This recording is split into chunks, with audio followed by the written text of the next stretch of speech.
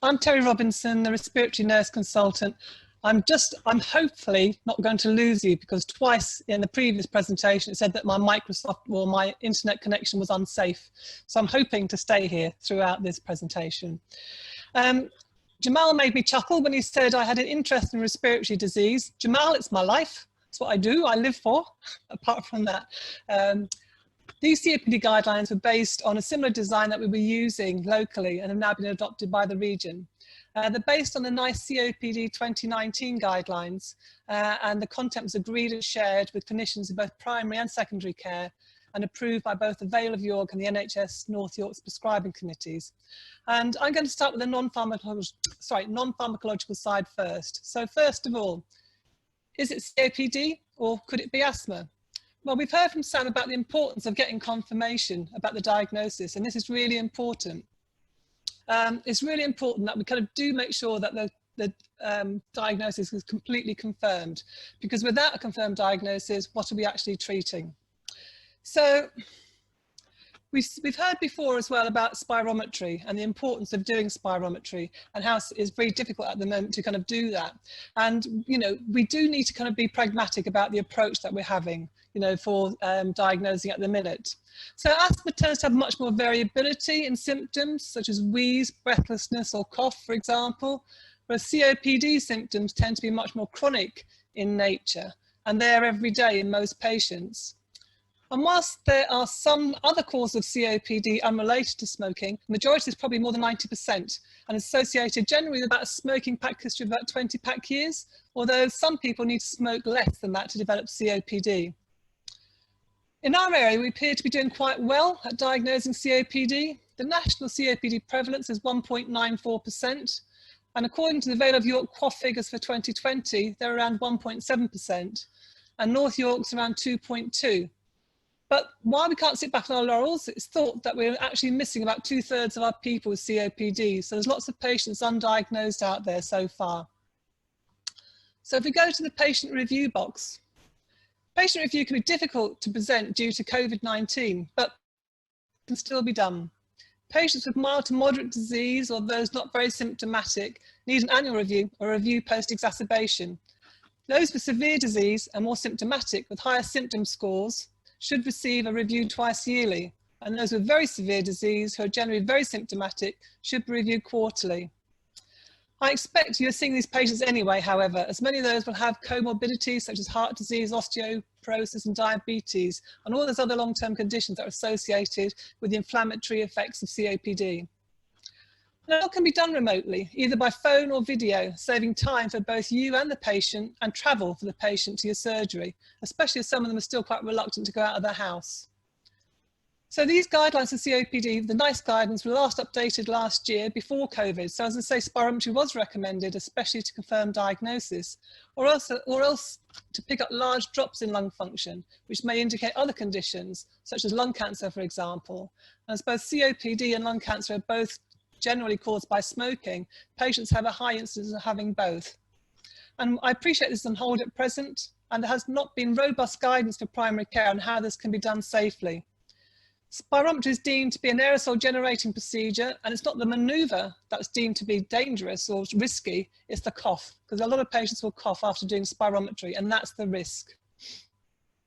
We do use filtered mouthpieces, but even so, it's something that we cannot be doing in primary care at present, although we are doing select patients in secondary care. And a bit like Sam and Judith said, the most important part of the review is inhaler technique.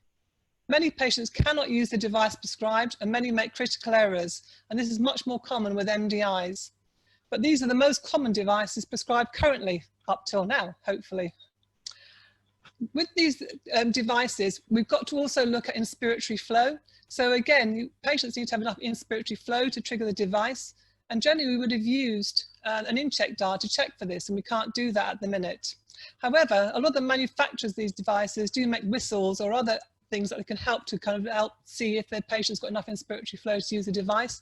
So you can contact them directly, and they'll be able to help you with that. So looking at inhaled corticosteroids, or ICS for short, all classes of inhaled steroids raise the risk of pneumonia, and it's a class effect. So no one single device is worse than, or one single drug is worse than the other. But this is considered to be a non-fatal pneumonia. But prescribing an ICS can reduce the risk of exacerbations, which can actually be fatal. Therefore, we're in a prescribing quandary. The consensus of opinions, therefore, inhaled steroids should only be prescribed for patients with frequent confirmed exacerbations or with asthmatic features, such as a previous history of asthma or raised eosinophil level. If your patient does not have any of these features, consider changing the inhaler to one without a steroid. And remember, there are no single licensed steroid inhalers in COPD. So if you are prescribing a steroid containing inhaler, then it should be in one with a LABA as well. And if you are prescribing a steroid, you need to document in the patient's notes the rationale for why you've prescribed this. Within both the Vale of York and North Yorks, we have home oxygen assessment review teams who are responsible for prescribing and reviewing patients who fit the criteria for either long-term oxygen or ambulatory oxygen for your patients. So if you are concerned that your patient may need oxygen, then do refer to your local service for that assessment. I couldn't do a COPD talk without mentioning the importance of not giving up on advising patients who continue to smoke. And I expect a lot of us do feel like giving up because we've talked about it so many times before without any kind of benefit to the patient. So I think what we need to do is maybe look at something or approaching this in a different way. And also remember that today may be the day that they actually want to talk about smoking cessation. I've done 2 qualitative studies in the past in patients with severe COPD. And the one thing that they both said in both studies is that they really dread exacerbations, especially those leading to a hospital admission. Well, studies have been shown that by stopping smoking, you may reduce the risk of a severe exacerbation by 22%. So maybe advise your patient of this. This may well be the driver they need to contemplate a quit attempt.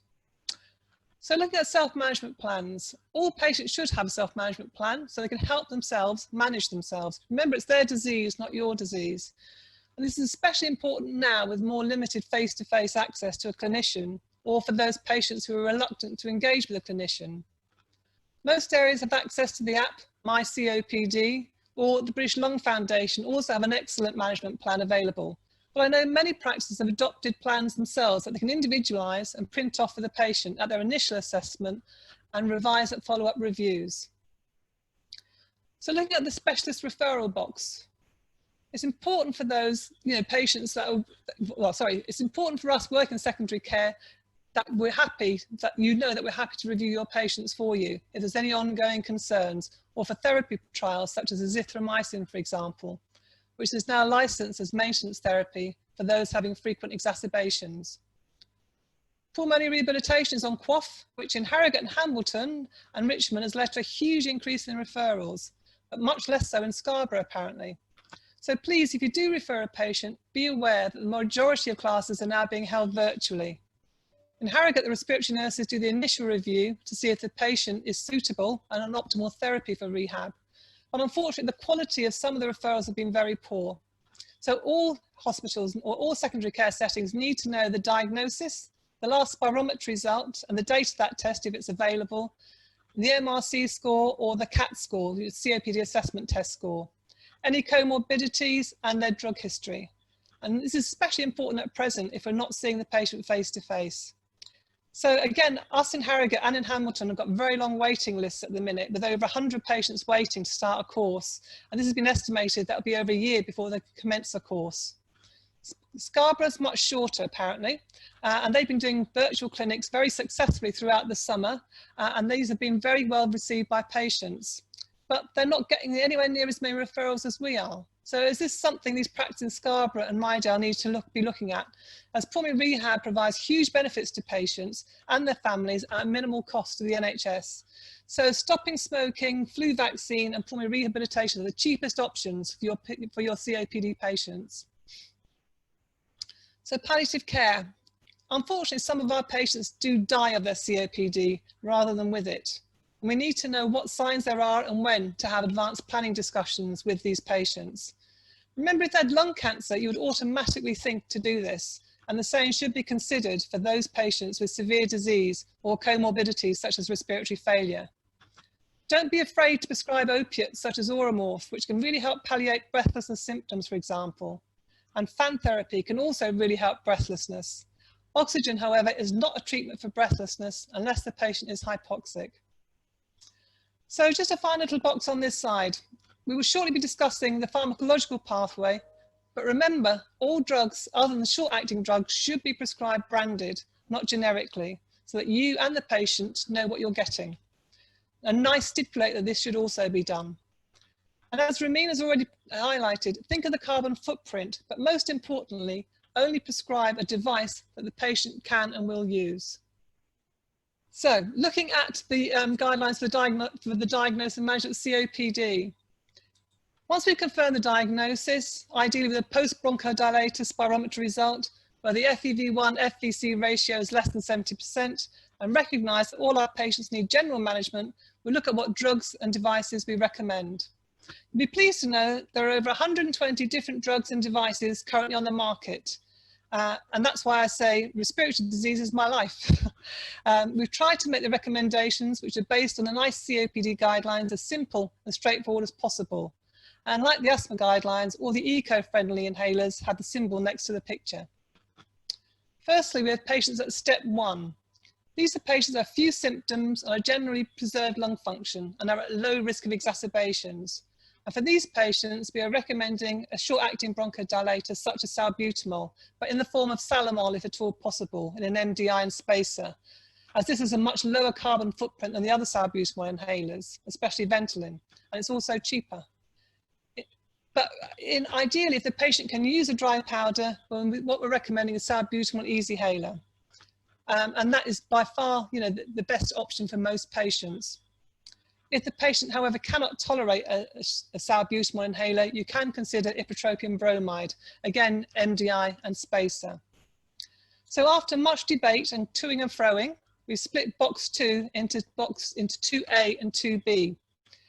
Patients with persistent symptoms, usually breathlessness, who have higher COPD assessment test scores or MRC scores, but don't have frequent exacerbations, are in 2A. And what we're recommending here, first line, is go straight to a LABA-LAMA combination. And we've put a couple of options down here, although there are others out there.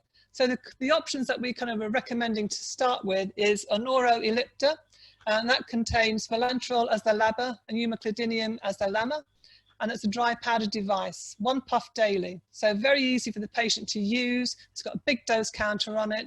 And, patients don't need a huge amount of inspiratory flow to trigger that device. Or if they can't trigger that device, then you can look at using an aerosol inhaler in the form of a fine mist inhaler, which is in the Respimat. And that's Spiolto Respimat. And that contains olodaterol as the LABA and tiotropium as the LAMA. And again, it's got no HFA propellants in it, and the dose is 2 puffs once daily. So these are both once daily preparations. If the patient has persistent, if the patient has got kind of signs of asthma or things like that, we go on to step 2B. But again, before we change them onto anything else, you need to check concordance and inhaler technique. So if they've got a confirmed diagnosis of COPD, also asthmatic features, such as substantial variation in FEV1 or elevated eosinophils, or have been previously diagnosed with asthma and then went on smoked, for example, then they're classified as 2B. The first line treatment there should be an ICS-LABA combination, such as Foster, which is an extra fine beclomethasone and formoterol, either as the Nexthaler, which should be your first option, hopefully, in the dry powder inhaler, which is 100 micrograms, 2 buffs BD, or the same dose in an MDI and spacer. There are other dosing ranges for Foster, but only the 100 one is the one that's licensed in COPD. For those who prefer once daily dosing, we've got Relvar, 92-22 micrograms, again, 1 puff daily. And again, only that dose there is the one that's licensed in COPD, not the higher dose strength, which is only licensed in asthma. So for those patients who remain symptomatic despite dual therapy and have 2 or more exacerbations or a hospital admission, you can consider triple therapy. But I keep stressing this. Remember first to check inhaler technique or concordance. Sometimes just switching the LABA-LAMA or ICS-LABA from a dry powdered device to an MDI and spacer can make all the difference, or vice versa. If, however, they're using the device correctly and taking the prescribed dose, then consider triple therapy.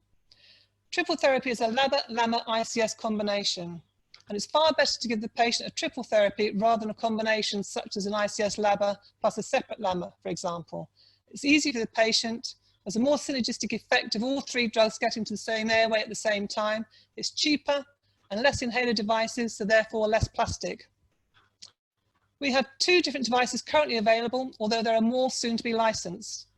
Currently we've got Trelegy, which is 1 puff daily, and it's a dry powder device, and Trimbo, which is an MDI, which you use with a spacer, 2 puffs twice daily.